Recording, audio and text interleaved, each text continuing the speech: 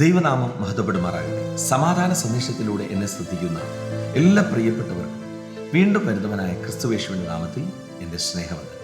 അപ്പോസ്തല പ്രവൃത്തികളുടെ പുസ്തകം 23 അധ്യായം അതിൻ്റെ 11 മുതലുള്ള ഭാഗങ്ങളിൽ രാത്രിയിൽ കർത്താവ് അവൻ്റെ അടുക്കൽ നിന്ന് ധൈര്യമായിരിക്കുക, നീ എന്നെക്കുറിച്ച് യെരൂശലേമിൽ സാക്ഷീകരിച്ചതുപോലെ റോമയിലും സാക്ഷീകരിക്കേണ്ടതാകുന്നു എന്ന് അരുൾ ചെയ്തു.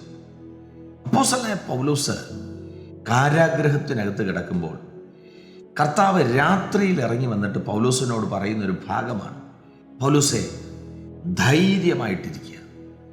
എന്നിട്ടൊരു ഉറപ്പും കൂടെ കൊടുക്കുകയാണ്, നീ എന്നെക്കുറിച്ച് യെരൂശലേമിൽ സാക്ഷീകരിച്ചതുപോലെ, നീ എന്നെക്കുറിച്ച് യെരൂശലേമിൽ സാക്ഷീകരിച്ചതുപോലെ റോമയിലും സാക്ഷീകരിക്കേണ്ടതാകുന്നു.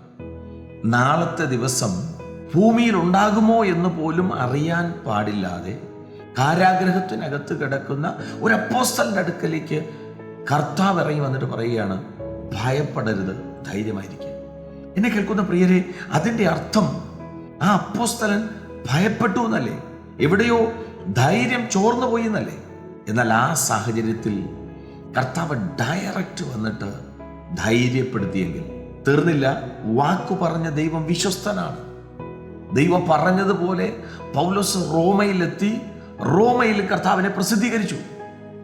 പ്രിയരെ, എവിടെയാണോ പൗലോസ് ഭാരപ്പെട്ടത്, എവിടെയാണോ പ്രയാസപ്പെട്ടത്, എവിടെയാണോ അടുത്ത നിമിഷം ഞാൻ തകർന്നു പോകുമെന്ന് ചിന്തിച്ചത്, ആ സാഹചര്യത്തിൽ കർത്താവ് ഇറങ്ങി വന്നിട്ട് ധൈര്യപ്പെടുത്തുകയാണ്.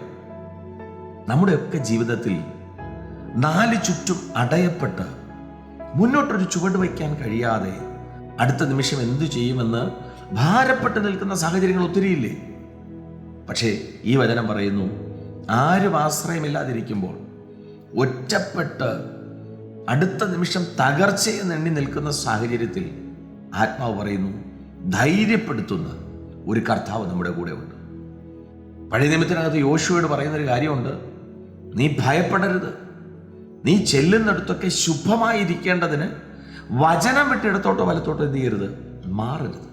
പ്രിയരെ, നമ്മുടെ ഒക്കെ ജീവിതത്തിൽ കർത്താവിൻ്റെ വചനത്തെ മുറുകെ പിടിച്ചാണ് സഞ്ചരിക്കുന്നതെങ്കിൽ പകൽ മേഘസ്തംഭവും രാത്രി അഗ്നിത്തൂണുമായി തൻ്റെ ജനത്തെ നടത്തിയ ദൈവം ഈ സമയത്തും നമ്മെ നടത്താൻ ദൈവം ശക്തനാണ്.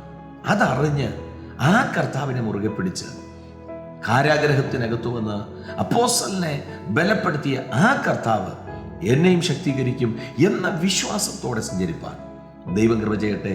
വിശ്വസിക്കുക, പ്രാർത്ഥിക്കുക. ദൈവം വിശ്വസ്തൻ. God bless U.